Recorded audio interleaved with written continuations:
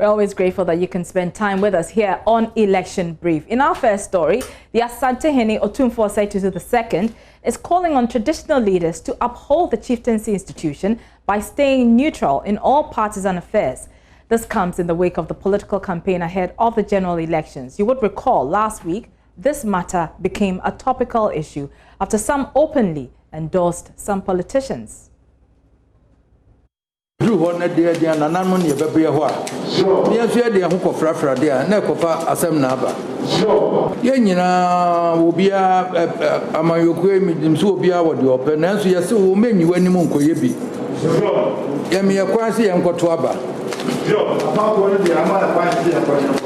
And they who to me, name mum see Yama, you could know you and Makujina, we actually are now we actually there. I'm Ghana, she said, no crime, make a. And as you know, some of the chiefs came under criticism from sections of the society, including political experts who cautioned them to exercise discretion. Well, the Ashanti Regional House of Chiefs has been meeting on this matter and others. My colleague, Nanaya Ojima, monitored the meeting. He joins us via Zoom. Nanaya, so what are the Asantehene's concerns specifically? According to the Asantehene Otumfuo Osei II, traditional leaders are supposed to be in the middle or to be middle ground where the politicians complain to and seek their help whenever issues arise out of their political activities. So it will be very unnecessary for them to involve themselves in political activities, since they are supposed to be mediators for all political parties. So according to him, even though they have the right to vote, the constitution bars them from taking part in active partisan politics. So they should they shouldn't go there. They should allow politicians to take care of the politics, and they, as traditional leaders, take care of their traditional areas and offer advice when necessary. And Nanaya, we know the regional minister has also been speaking at that meeting about security, especially as the election approaches. What has he been saying? According to the regional minister, Simon Osei, who was in the house to update the Ashanti region House of Chiefs about security concerns in the Ashanti region, Mr. Simon Osei says they've put in place measures to ensure that the political activities go on peacefully in the Ashanti region. According to him, various flashpoints in the Ashanti region have been picked up, and they are working in these areas. They've deployed police and also the military to these areas, and the police and military make sure that these areas are calm. They patrol them regularly, and they are ensuring that whatever intelligence they pick on the ground, they work on them, so that the Ashanti region will be one of the areas that will be peaceful during the election. And the Asantehene also told them to do their best to ensure that the Ashanti region is safe for before, during, and after the elections. All right, many thanks. Nanaya Ojima is my colleague in the Ashanti region with that update from the meeting from the Ashanti Regional House of Chiefs, at which the Asantehene cautioned chiefs in the country to exercise discretion in their utterances when politicians pay courtesy calls on them. Now, the flag bearer of the Ghana Union Movement, Christian Kwame Andrews, popularly known as Sofetre Abosom, has charged chairperson of the Electoral Commission, Jean Mensah, to prove a neutrality going into this year's elections. This, he believes, will douse the perception that Jean Mensah intends to rig the elections for the governing MPP. He spoke to JoyNews shortly after filing his nomination forms. Ghana Union Movement, this is setting the ball rolling. You know, everything that needs to start with a step. It's a step that we have made. It's a test step, because the first one was to give us a first certificate, a second certificate, and now they are receiving our filing, a nomination, everything. I think it is a step to a victory for us in this 2020 election. And definitely we are going to beat NDC and MPP, and they will not come to power. No, we'll come to NDC and MPP, but the question I'm asking is, I mean, you raise a concern about the credibility of the Electoral Commission. Yeah. Do you get the sense that the EC is biased or impartial? That is what had been in the whole realm, that people have been talking about these things.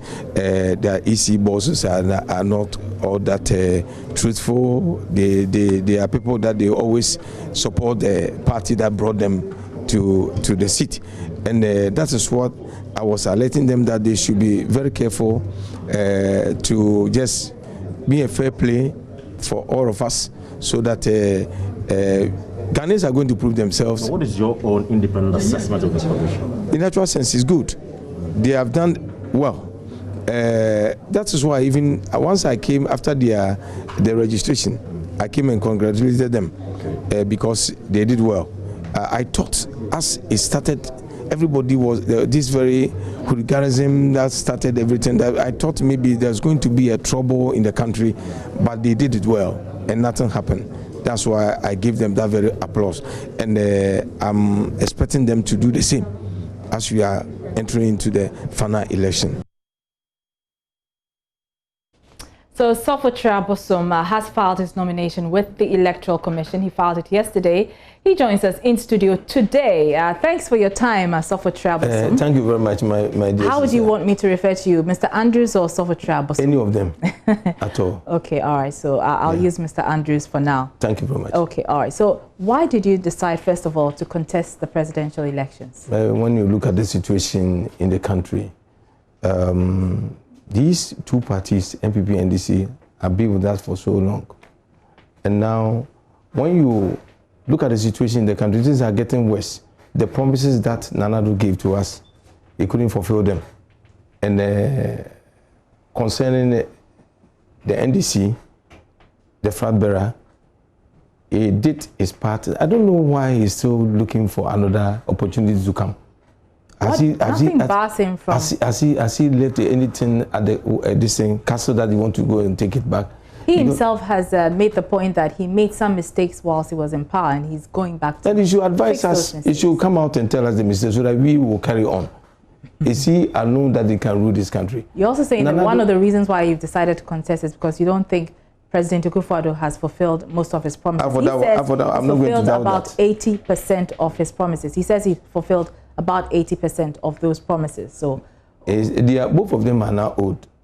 Nanado's mind is tight. He should go and rest, and for us to take the mantle, for us to bring this very country to a certain level that we. What's your assessment of how this government has performed? Nanado, I'll give him just about 25%. The even percentage relies on the free education that he brought, and if he didn't bring anything to that free education, because it was the money that we have already that he pumped into that free education. So what has he done? If you go ahead and tell us that we should take our water free, you have done this to nothing. Take electricity free. It is our own electricity that you are saying that we should take it. So tomorrow, if you are not at the office and we get fault, are they not going to put the same money on our bills to pay? What has he done? He hasn't done anything. Like when you come, you should go and maybe dig a ground and get gold. What was not there, you bring it in for us to know that you have done something. So you're saying that he hasn't really done much, but he says, if you listen to quite a number of parents who in the past had to pay school fees for their children, who are no longer doing that, they have hailed the president and this government for introducing the free SHS policy. You see, because they have not been able to see anything that can be compared to what Nanado is doing. If maybe JoyNews comes out to compare what Nanado have done to other countries, what they are doing for the betterment of their country, they will get to know that Nanado have done this to nothing. You see, you are already paying the teachers. You understand? You've been paying the teachers already. You absorb their salary. So now, if you come out, now when you talk of the free education, it is a free whereby you not go to school with the 3 months you come and stay home. Even the money that the parents are spending on the children at that 3 months at home is more than the fees that you've been paying. Instead of you giving work to the parents to do, for them to get a salary. A term, you pay 2.5 million cedis or 25 to 50 Ghana cedi for each child, a term. And if you give a work to that very parent to be paid for maybe 1,000 Ghana cedis a month, the 3 months will be 3,000. He can pay his or her own school fees. Instead of you telling us that I've given you your free education while so the parents are not working. Are you against the principle of the free education policy, or you are unhappy with the way it has been implemented? The way they are handling them. But the free education, if I come to power, even I'll start from creche. Because you see... You start from creche? Yes. That very young ones, we spend much on these very children than even those in I've heard a lot of people, I think it was the PPP, say that they will start from kindergarten, but you're going further back. You're saying you'll start from creche. Yes, because you see, you need to take care of the pregnant women, as you have stated in the manifesto, that we are going to take care of the pregnant women in order to give them a good standing, and whatever they go to the hospital, we will pay. The government have to handle those things so that we can bring up the children in the womb in the way that we want. Bring up the children in the womb? In the womb, the way that we want. Then we're going to treat them equally. That you go to the hospital, you get a free treatment, whether a rich or the poor, because the government is taking care of every pregnant woman. So when the child is being brought forth to, you need to educate the child the way that you want to educate the child. So the child is for the country. It's for the nation, not for the woman or the man. That is the mistake that we are doing. So sometimes a child can be a very good asset for this country, but because nobody cares for the child will be just because he belongs to a poor family. So we need to care for our children so that we can get the benefit out of them to support our nation. We'll come to the policies that your party is espousing for Ghanaians to decide whether or not you're a credible alternative. But what is your central message to the people of Ghana, even as you decided to contest this year's elections? What is your central message to the people of Ghana? The message that I have is to give jobs to the people. Job creation. Job creation. Okay. Because you see, both NDC and MPP, their main idea is to give jobs to the people through the private sector, which I don't believe that. We don't have any foundation for our people. How many of them can have that very capacity? Just to be clear, the NDC, well, in its policy, amongst one of its policies for creating jobs, they're going to be looking at regulating the Okada business, which a lot of young people are engaged in. They look to that as a source of income. So they're saying that they're going to regulate it and make it legal. The NPP also says that it's going to be supporting young entrepreneurs, young people who are doing their own businesses. What is GUM, or the Ghana Union Movement, going to do to ensure that we have more jobs in the system? Ours is that the government should establish companies.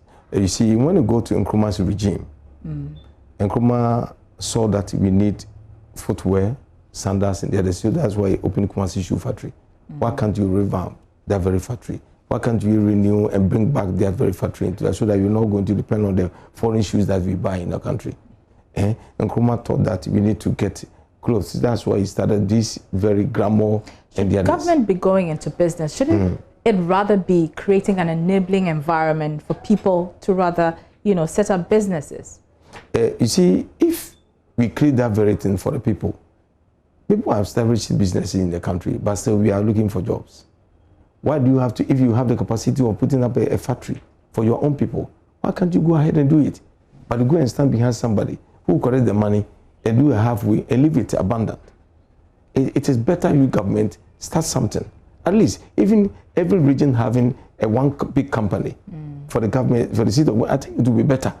You see, so you can absorb some of this thing, unemployment, this thing, so that the private sector can take care of the rest. If you want to depend on the private sector alone, we will reach nowhere because we don't have that very capacity. We don't have that very a good foundation for our people. Look at the way you want your child to be a better person. Then you just go ahead and give somebody's money that just create a job for my child. He create a job, and tomorrow when the child goes to work and he gives that very child a scanty money, small money, that cannot be right home about. then do you want to see progress of your child? No, you need to start something. The government living by example, by giving the people the job. You give them. You talk about the government providing jobs for the people, but we've also heard the argument that, you know, public sector workers are not very productive, and that they don't spend a lot of hours being productive in their work, in their line of work. Because of the politicians, because they always leave the place for politicians to rule them. Is it not the same people that are working for the private people that they are making in this country? They are the same people. So how do you intend to make the public sector more effective? And the effectiveness of it is that for us to punish those who go wrong. If you punish them, they will learn sense out of it. If you are punishing them, how? Oh. By ensuring that they come to work late, because that's one of the arguments. My dear, the whole thing is going to work from morning to evening. If I become a president, I will not allow that to happen. Pardon? Say that. You go to work from 7, you close at 12. You leave the office, another person will go and take in charge of the office. So people work half day? Half day. Under your presidency? Yes. Why? You go and look for another work. It is not you alone that the office belongs to you. Somebody will come to work, you go to the office, you go there, you've gone for break, you have never come back. The door will be locked up. That's what is happening in the country. Is that we need to change? We need to change. Problem? Yes, it's one of the factors that I'm talking about. We need to change that very attitude. So if you are getting 3,000 or 4,000, then you go to the office and you do a halfway and get to 2,000, and you know that the 2,000 will not be sufficient for you. You look for another work to do. People will not be lazy. So if I understand you correctly, if you are elected president, you will set up businesses, companies for people to work, and they will work half day. You work half day, some will work hours. Hours? Yeah. But not the full 9 to 5 I will never allow that to happen. Even you, we are going to bring a law that even the television station, radio stations, those who employ them will not have the authority to control their lives just like that. I don't understand. Explain that further. When you be employed here, your service is needed between 12 to 2. That's all. 12 to 2? Yeah. If just your 2 service, hours? Yeah. If your service is needed for 12 to 2, you are coming to just read news at the station. And that is the only thing that you do. And you're going to enact a law to enforce this? You coming to read your news and you close, and the employer don't have anything to do with you. You have your right to go and do anything elsewhere. But that's not all I do on TV. No, what I'm saying, when you go to certain radio stations and the others, that's what is happening. Because I brought you into this world. If I see you in any other radio station, I will just snatch you from the work.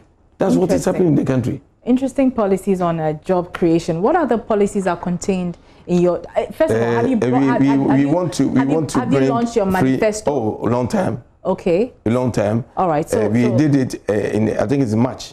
In March. Yeah. Okay. Give us highlights of. A free port. They want to bring free port. Togo is having a free port, and that very free port, they are still living, and their country is progressing. Why do we allow our own people to go into that very poverty, whereby somebody buying a car of, when you bring the Ghana's money, just about 7,000 Ghana cedi. You put it in a ship, just offshore here, then landing on your land, then you collect about 250 million, addition to the 70. So you create a free port. You create a free port. Earlier you talked about how old age benefits. The present, we'll come to that. The present administration is handling the free SHS program, and you're saying they're mishandling it. Yeah. In terms of education, what does your party intend to do? Our intention is to, we are going for half day for theory and a half day for practical. Explain that to us. If, for instance, let's take maybe Kumasi girls, we decide to establish maybe a grammar type of sewing are tied to Kumasi girls.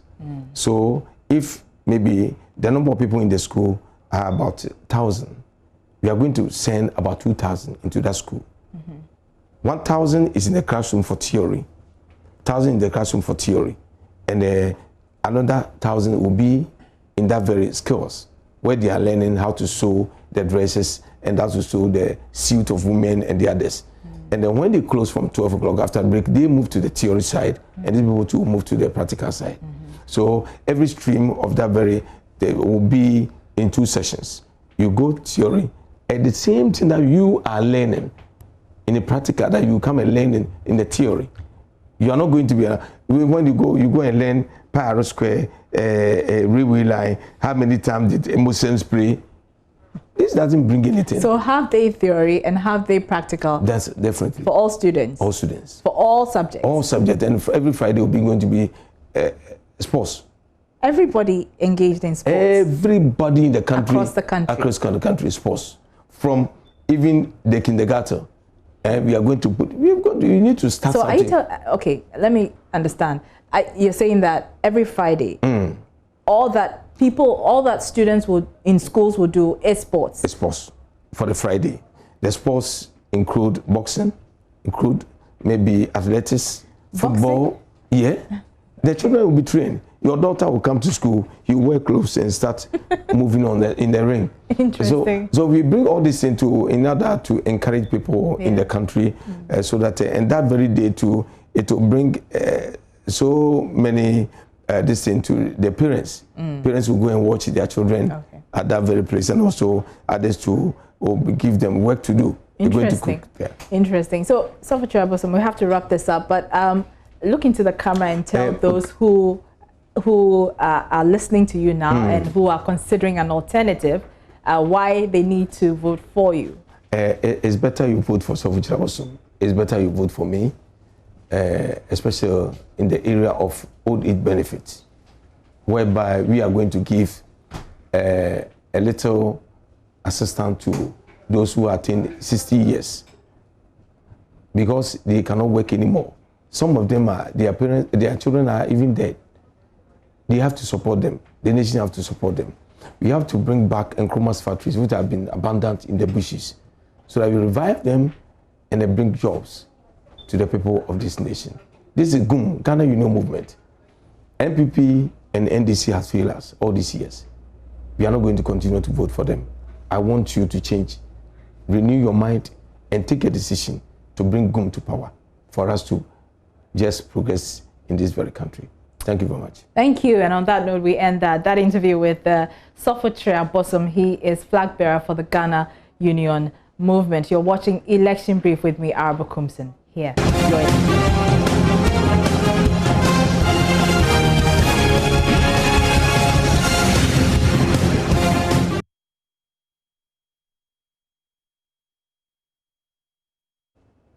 Now, President Akufo-Addo has assured the people of the Upper East region he will fulfill all the promises he made to them prior to the 2016 elections. Addressing the paramount chief of the Talensi traditional area and his elders in Tongo Wednesday at the beginning of his 2-day tour of the region, the president cited the Pwalugu multi-purpose dam, the Bolgatanga-Boku Road and other projects as an indication of his government's commitment to developing the region. It's very important for me that the people of Ghana recognize the promises I made to them before coming to office. I am keeping. We're particularly keen about the development of the Pwalugu Dam project.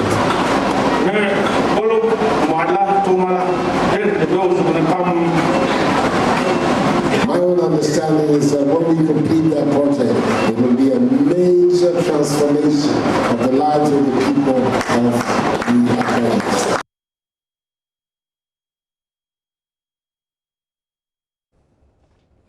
Albert Sore is our Upper East regional correspondent. He is on the tour with the president and joins me via Zoom. Albert, beyond the assurances the president has been making in terms of developing the region, what more has he been saying? More opportunities. I'm finding it difficult to hear you because I'm in the middle. The president said to address specifically at Kobori. But earlier in the morning, he was at the palace of the Tongrana, that is the paramount chief of the Talensi traditional area, where he made a promise to just talk about the fact that he's committed to delivering the promises that he made to the people of the region prior to the 2016 election. He proceeded from there to the community called Namologo in the Selected District, where there is a Ghana Irrigation Authority dam. He inspected that project. Proceeded from there to the Boku district. So that's Albert Sorry, our Eastern Regional correspondent, bringing us up to date on the president's visit of the Upper East region. Now, Vice President Dr. Mahmoud Bawumia has begun a two-day campaign tour of the Western region. He will cut sword for the commencement of some projects and commission those which have been completed. His first port of call will be at Wassa Atobiase in the Wassa East constituency, where he will interact with the chiefs and at a deba that will be organized in his honor. We'll speak to our correspondent Ina Thalia shortly, but first here are some sights and sounds.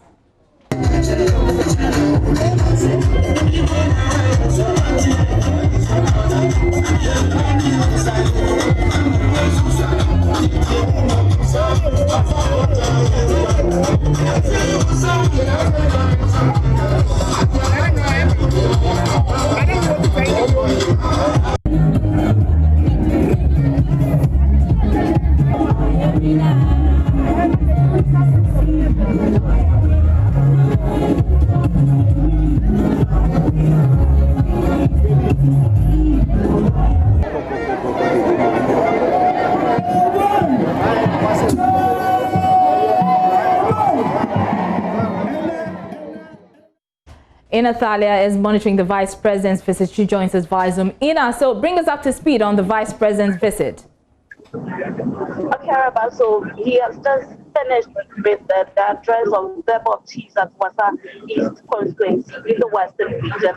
It was there that the Vice President told the people of Wassa East constituency that he's going to make sure during their next term of office, they are going to bring a district hospital to the constituency.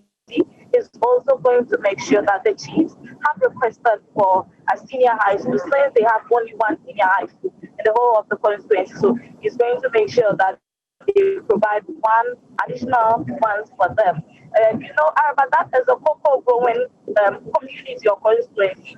So the CEO of Cocoa Board, Honorable Wahidedu, had a chance to speak to the people, and he also hinted that former President John Dramani Mahama should keep quiet on issues related to cocoa. He was responding to some issues that the former president raised in the Western North region. He said it was during their tenure that the cocoa industry nearly collapsed. We are done with Wassa East. We are now heading to the Jomoro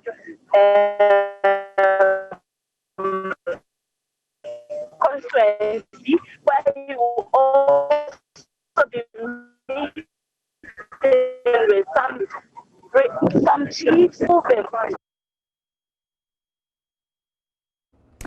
We do apologize for that poor network. Ina Thalia there. Ina Thalia Kwanzaa is our Western Regional correspondent, bringing us an update on the Vice President's campaign tour of the region. Now, every major development that has happened on my land can be traced to the NDC. I am praying to God for you to win so you can bring a tertiary school to us. These are the words of the Achim Akroso chief, Nana Kwabena Ofori, when the running mate to the flag bearer, Professor Nana Jinopoko Ajiman, paid a courtesy call on him at his palace as part of a campaign tour of the Eastern region. His endorsement for the opposition party, according to him, is as a result of what he describes as massive developmental projects undertaken in his area by the NDC anytime it gets the opportunity to rule as a government. The chief, who openly endorsed the NDC, said his area was underdeveloped until the NDC government saw the need to change their condition.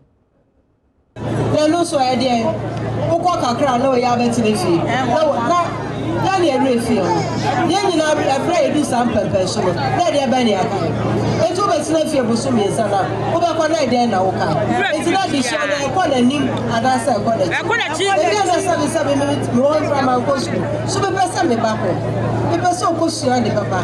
The person who has certificate papa. No, the person no necessary. Sabi the amenya no onu benya sana oba tambia na da shoti. Afa me the person won sa and na we ko ochina we back. Afa so hwe kwa nkoda kwa akọchiro. Ade ye chiro so hwe okuru ada. Ya chiro no bebre. Na ka dia obeti ani so so hwe ne na eje. Na we na ye. Me tipa ma o. San komo na woti. Afa ye den. Enye school ba ko. Enye mienu. Enye nu. Enye du. Asembe ne besi. A emofra ebe tu omuti egu so. Akaka enye fe. Action play for. So that's running mate to the NDC flag bearer, Professor Opoku Agyemang there. Kovisian is with the running mate. He joins in with more from the ground. So we heard the running mate just a while ago. Can you quickly translate for us what she was saying? Professor Nana Jane Opoku Agyemang was talking about the double track system in senior high schools, and she says it is very appalling to see school children go to school for a few months or weeks and come home and spend the rest of the time in the house. And she says that this situation doesn't augur well for the development of school children. So she is promising that when the NDC, led by John Dramani Mahama, when they eventually win and she becomes the running mate, she's going to ensure that the double track system is eliminated completely. So she was actually telling the people of Akwatia when she visited that area. So that's in brief the translation that the running mate to John Dramani Mahama has been talking about. All right, many thanks. Kovisian is our Eastern Regional correspondent with that update on Professor Nana Jane's tour of the Eastern region. You're still here on Election Brief, on your election headquarters. Let's turn our attention on the Convention People's Party, CPP, because it has selected Professor Emmanuel Bobobe as the running mate for their presidential candidate, Ivor Kobna Greenstreet. Professor Bobobe is an associate professor at the Department of Agriculture at the Kwame Nkrumah University of Science and Technology, KNUST, and is a member of the Ghana Institution of Engineers. He's accredited for the invention of the cassava harvester, a mechanical implement that fits into a tractor and uproots cassava plants at the rate of 1 plant per second. Professor Bobobe was a CPP parliamentary candidate for North Tongu constituency in the Volta region during the 2008 general elections. He succeeds Gabi Nketia as the CPP running mate as he joins Ivor Greenstreet to lead the party in the upcoming December polls. The CPP is yet to launch their 2020 manifesto as well as file their nomination forms towards the December 7 polls. We have Professor Emmanuel Bobobe, running mate of CPP presidential candidate Ivor Greenstreet, with us on Zoom. Many thanks for your time, sir. Thank you very much. How are you? I'm very well. Thanks for asking. So I'm very curious. What was your reaction when you were asked to, partner Mr. Greenstreet to contest the 2020 elections? In fact, it was a humbling experience for me. But I'm happy that I have been spotted among the multitude of numerous Nkrumahis and CPP party activists to be beckoned to come and then partner the flag bearer for the 2020 presidential and parliamentary election. Did the flag bearer say why he decided to, select you? Why did he decide to choose you? What qualities did he see in you that he felt would complement him and garner votes for you in the 2020 elections? Actually, I didn't know, so I think that will be best answered by my flag bearer himself. But I just obeyed his command and then submitted myself. But what he was looking for, I can't tell. You can't be the best person to answer that. Okay, so then let me put the question this way. What do you add to the ticket? Sure. I add a lot. I am a diehard and unrepentant Nkrumahist. And as you have seen, I've actually contested the election on Nkrumah ticket in 1992 when the fourth Republican constitution was launched and outlawed. But then we in the parliamentary election couldn't participate because the presidential was held before, and then all the opposition parties boycotted that election. So then my next attempt truly at the national level was in 2008 when I was a parliamentary candidate at Northton, and I was, by then our president candidate was Dr. Pakwesi Indum. And that one too, in fact, I vote for CPP in the voter region, about 7% in my constituency, but over 2,000 votes. So I am a diehard CPP. I was born into the family, and I believe in the ideals and ideas of Nkrumah and the CPP as a political vehicle that can best prosecute the agenda for the development of Ghana, and that is where I belong. Professor Bobobe, we are about 2 months to the elections. The CPP is yet to launch its manifesto. People don't even know what the party is offering with 2 months to the elections. What are you offering? You've just partnered the flag bearer. What are you offering? For which reason the Ghanaian electorate should consider you as an alternative option? In fact, the CPP is offering the best for Ghana. You know, we are the party that actually formed Ghana, the party of independence.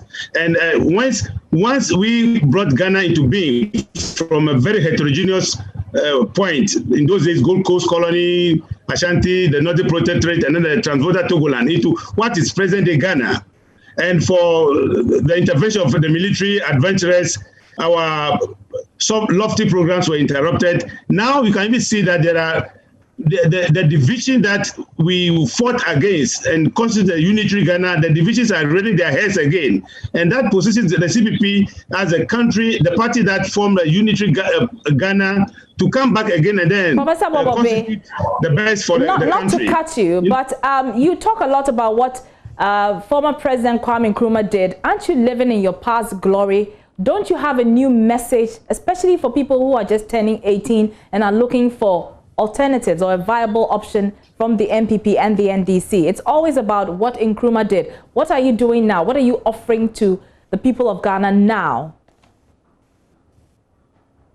Thank you. Actually, it's not that we are just regurgitating what Nkrumah did, but what Nkrumah stood for. It's actually what he stood for. His ideas of making Ghana a unitary state, promoting cohesion, and then taking Ghana from a heterogeneous entity to a homogeneous one.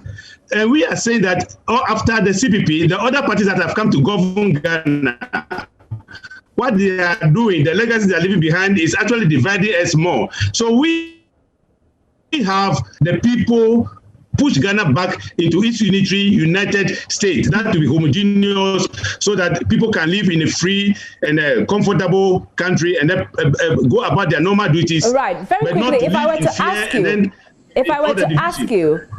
to ask you, one major policy that the CPP is going to roll out or implement if elected in the 2020 elections, what would that be? Oh, I mean, we basically, Ghana is an agrarian economy, so we want to actually turn agriculture into a business. So CPP will actually move away from the hoe and the cutlass agriculture and then make mechanized agriculture and make agriculture a business. So based on this, the teeming youth that are coming out of our universities will actually look at the various value chains of agriculture and then fit in. So that the present situation whereby we want to the governments have been promoting the hoe and the cutlass agriculture, something that is akin to slavery. The CPP will frown on it and then make agriculture a business and then make the youth with their talents to invest in the various aspects so that employment and then the well-being of the citizens will actually be enhanced under a CPP government. Okay, thank you so much. That's Professor Bobobe. He is the running mate of the CPP flag bearer, Ivor Green Street. This is Election Brief with me, Arba Kumsi. We're taking a short break. Don't go away. We have more for you.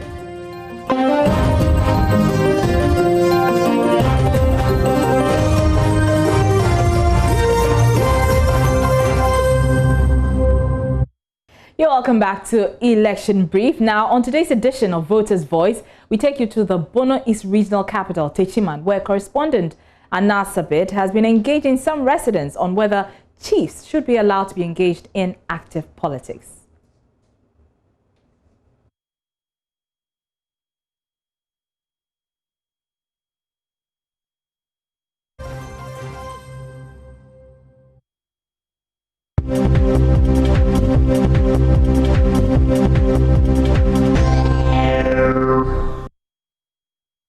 My name is Nana Babio, a taxi driver. To me, for my best of knowledge, chiefs shouldn't do politics, because if not, next week when they speak, the words will not carry weight. People will start insulting them.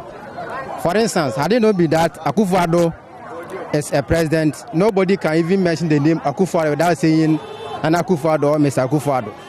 But because of politics, people can even insult him. Meanwhile, he's a grown-up person. So to me, I don't think it is good for chiefs to do politics. Me pacho say na nanu di omu hu beje politics mu de no kwanya menim. Me fi se anka emua anka betimi a ye politicians omu ye mpanyimfo omu da ya no no. Anka be ya aye omu mfo omu hu nsansam emfa follow amanyosem na nanu side. Na nananom de se politics ye de anka be ya anka ye mfa ye hu nhim kra.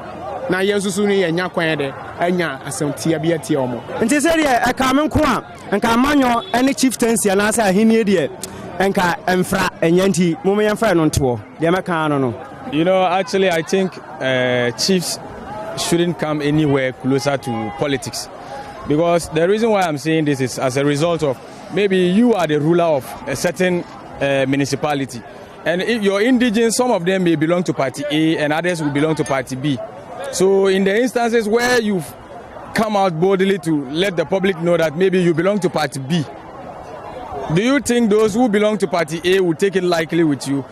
And you are serving as the pivot for what? That municipality. So definitely when you come out with a mandate, and as if you come out with certain laws, those who think you belong to this particular political parties would definitely go against you. And as a result, it can even lead to some of them even going beyond their boundaries by saying things that are not supposed to be said to you. So, in my point of view, I think they should be far, far, far, far from politics. I am Namin Moses. I'm a Kunkoma chief at Fianso and the Techiman Municipal Assembly.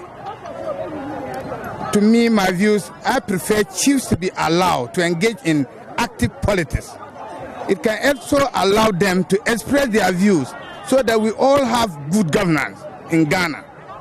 They are also human beings like our colleagues who are also in active politics. Therefore, I prefer it, and although it can also bring the tolerance and everything within our modern democracy. Where the overcrowding when chinchira.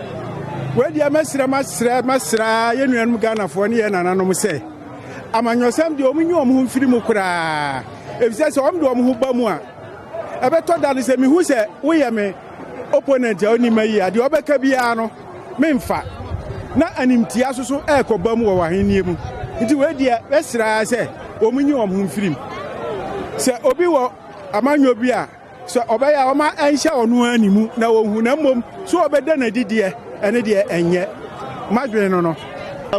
as you asked, I don't think it's a good idea because they are our leaders. If we allow them to participate in our politics, I think in this politics, Ghana politics is very dirty. You see young guys and young boys give insults of their own. So I don't think as leaders they should participate on our politics. I think it's a bad idea, but they should allow with the grassroots to do our politics so that they will continue to be our leaders. If they decided to bring themselves into it, I think they will receive a lot of insults that they will not like, whereby they will be calling people in their palace to be punished, to punish them and to be saying something else. So I think they should just allow us to do our politics.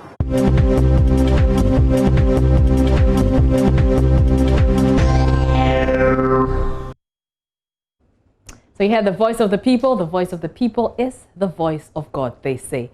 Now, the NDC is expected to file nomination for its flag bearer, John Dramani Mahama, today. On Tuesday, the MPP and some independent candidates filed their nomination. Kwesi Parker Wilson is at the Electoral Commission and joins me via Zoom for more. Kwesi, what is happening currently at the Commission? Right, so currently the Commission is preparing to see officials from the opposition NDC as they come to file the nomination form on behalf of their flag bearer, John Dramani Mahama. Now, the NDC were we were expecting them to be at the Electoral Commission at 11 a.m. That was the advertisement, what they advertised that they were going to do at the Electoral Commission. But later, we were told that has been rescheduled to 2 p.m. Without any particular reason. Many were suggesting that probably could have been because of the rain, but the Electoral Commission did not specifically state why the NDC decided to reschedule their 11 a.m. appointment with them to 2 p.m. So now the officials are here, the NDC officials are at the conference room getting ready to receive the NDC officials. They are not here yet, but we are told that they're on their way coming, and very soon they'll get to the headquarters and file the nomination on behalf of the former president. Again, right after that, the PPP will also come to file the nomination form on behalf of their flag bearer. That is Madame Bridget Toboniko. This afternoon. That will be after. Okay. All right. Many thanks. Kwesi Parker Wilson is our man on the ground at the EC offices, and he'll be bringing us up to date on all those who are filing their nominations there. Now, let's stay on the NDC a while longer because its flag bearer, John Mahama, says his administration did a good job despite having to deal with an Ebola threat. At the launch of his campaign as Seshi Riaso in the Western region, the former president said he grew the economy by $14 billion as compared to the $4 billion by the Akufo-Addo administration. Mr. Mahama is promising to transform the economy by investing in technology if he is elected. And since then, we have fought hard to consolidate and improve our gains. We've come a long way in the last 10 years, but we are today facing a clear risk of being stuck at this low level of development. This is our major vulnerability as a nation. This government has made no real effort to begin to create an economy that generates prosperity for all our people. There has been very little investment in innovation and creativity, the main drivers of prosperity, and we're still witnessing many cases of institutional failure. To create sustainable and ever-growing prosperity, something we all deserve, it requires building a robust social and economic infrastructure, one that supports creativity, innovation, and the production of high-valued added products and services.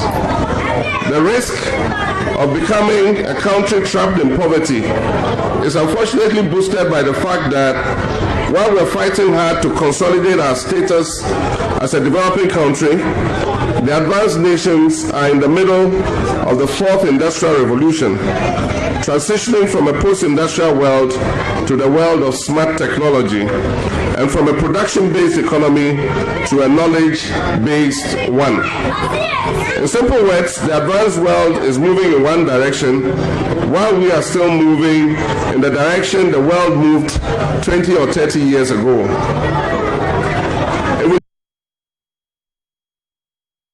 So under this national retail campaign, the former president is expected to go into the community to embark on a house-to-house campaign.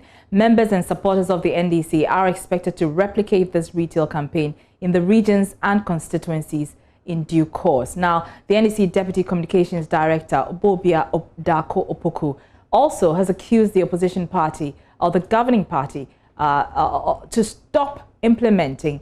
She says she wants the MPP to stop implementing their policies. I wish should have gone with us as we went on this stretch with the placards. The whole place went into a frenzy. Everybody is excited to see what's contained in the People's Manifesto. Your opponents keep condemning it, but they keep implementing it. That's the magic, isn't it? So I'm asking that, why, if the president had all that money there, what took him that long to pay the depositors? Why did he decide to pay them when we put it in the People's Manifesto? Why is he in consultation with the private schools to add them to the free SHS? Why is he doing all the things that the NDC is promising?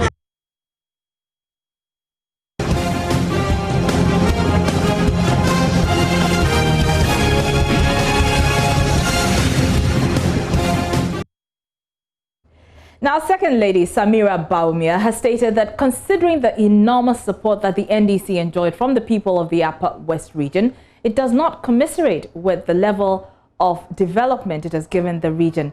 She says the NDC has taken the love of the people for the party for granted, and it should be rejected in the December polls. Second Lady Samira made the statement in an exclusive interview with JoyNews' Upper West correspondent Rafiq Salam at the climax of her 4-day campaign tour of the region. Second Lady Samira Bawumia for the past 4 days has been on the campaign tour of the Upper West region, interacting with the people, especially those from the Zongo communities and of Fulani extraction. In fact, she visited 6 districts and communities where bevy of Fulanis are residing to woo them to the fold of the MPP to enable them win the 2020 general election. Hajia Samira Bawumia interacting with the Wasar Kizongo, Alhaji Mohammed Siddiq Jiwa, and his subjects appealed to them to vote in the December 7 polls to retain the MPP in power to continue its good works. The Second Lady, in a stand-up exclusive interview with JoyNews, stated that the massive support given to the NDC in the Upper West region by the people does not commiserate with the level of development bequeathed to them over the years, urging the people to switch to the MPP for the NDC have taken them for granted. And when you go around the region, you can see the developments that is ongoing. The people are happy with the government of Nana Addo Dankwa Akufo-Addo. They've seen developments unprecedented. In the first term of any government, the NDC has taken the Upper West for granted. They didn't give them the development that they need and deserve. And Nana Addo Dankwa Akufo-Addo's government has done just that. They've given the good people of Upper West development, and they are excited to give them 4 more years to do more. So it's a response from the region, and we're also emphasizing that we need 4 more years to do more. Hajia Samira Bawumia also spoke of what the people of the region, especially those in the Zongo communities, will benefit should the MPP be given another 4-year term. We'll continue with our policies for the Zongo Development Fund, which is expansion of infrastructure development in the area of education, sanitation, and the sports facilities that we're doing, the water projects, all of those good things that we're doing in the Zongo areas, especially with the free SHS projects, which is also a good program to expand education in the Zongo areas. I worry especially in the Zongo communities with a low level of education, which is part of what is affecting development in the Zongo community. So it's one of the flagship programs that I'm excited about for the Zongo communities, and that's what I'm reminding the communities about. Education is the key to development, and I feel like the Zongo communities are one of the major beneficiaries of the free SHS program. Reporting for JoyNews, Rafiq Salam. Wow. And here in the studio, I'm Arba Kumsin, and that's a wrap of all the stories that are making the headlines on the political front here on Election Brief. This is your election headquarters. Continue to watch JoyNews. Up next is a lot more.